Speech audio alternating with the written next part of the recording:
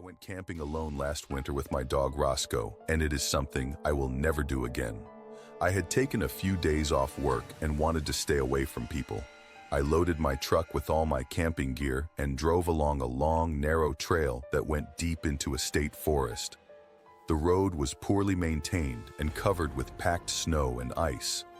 There were no other cars anywhere. After driving for almost an hour, I parked at a small pull-off that looked like it had not been used in a long time. From there, I hiked for another 20 minutes with my backpack and Roscoe until I reached a small clearing surrounded by thick trees. The snow was deep and untouched. There were no footprints or signs that anyone had been there recently. That was exactly what I wanted. I set my pack down, cleared a space for my tent, and let Roscoe wander while I worked.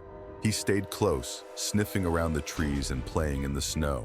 I set up the tent, pushing the stakes in firmly because the ground was frozen.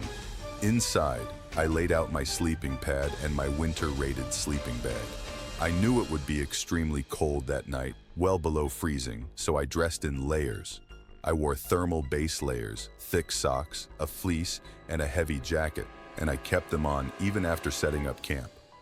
Once the tent was ready, I collected dead wood and built a small fire pit. I started a fire and let it burn until it was steady. I cooked a simple meal over the fire and sat on a log while eating. Roscoe lay beside the fire. The forest was very quiet in that deep winter way where almost no sound exists. My dad once taught me that snow absorbs sound, which makes everything even quieter. After I finished eating, Roscoe suddenly stood up and started barking toward the trees. At first, I was not worried. Deer were common in the area, and he had barked at them before. I told him to relax, and after a minute, he sat back down. I checked the time and decided to stay by the fire a little longer before going to sleep. I always carried a handgun when camping in remote places, and it was holstered at my side as usual. At that moment, I felt fine. About 20 minutes later, Roscoe started barking again, and this time it was louder. Then I heard it too. Someone was walking through the snow in the woods. I stood up and listened. The footsteps stopped and then started again. Roscoe went from barking to growling and then suddenly went completely silent. He stood still, staring straight toward the trees. That was when I started to feel uneasy. I followed his stare and saw a shape at the edge of the tree line. Someone was standing there, partly hidden by darkness and faintly lit by the fire. I called out and said that he scared me, and I told Roscoe that it was okay.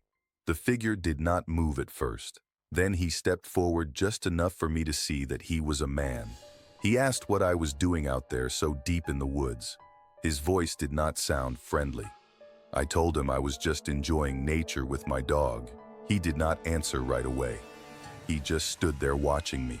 I could feel the situation becoming dangerous. I calmly told him that I was armed. The man laughed slightly and said something about me threatening him instead of inviting him to join me. He asked where my hospitality was. Then he turned around and walked back into the darkness, his footsteps slowly fading away. I stood there for a long time, staring at the trees. Roscoe stayed close by my side. I did not like what had happened, but eventually I convinced myself that the man was gone. I carefully put out the fire by throwing snow on it and stirring the ashes until nothing was glowing. I did not want any light to attract attention. I crawled into my tent and zipped it shut. Inside, I did everything I could to stay warm. I placed my sleeping pad under me to block the cold from the ground. I stayed fully dressed, pulled on a knit hat, and tightened my sleeping bag around my shoulders. I kept one hand warmer near my chest and another near my feet. Roscoe curled up beside me, and his body heat helped more than anything else. I lay there listening to the forest, or more accurately, listening to the complete silence. After some time, Roscoe began growling again. Then I heard what caused it. Footsteps in the snow. They stopped and Roscoe went quiet, but his ears stayed alert. Then the footsteps started again, closer than before and much slower. They came right up to the tent and stopped. Roscoe started howling loudly. I whispered for him to stop, afraid of drawing attention. When he stopped howling, he returned to growling. The person outside the tent just stood there. I could hear small movements, like someone shifting their weight in the snow.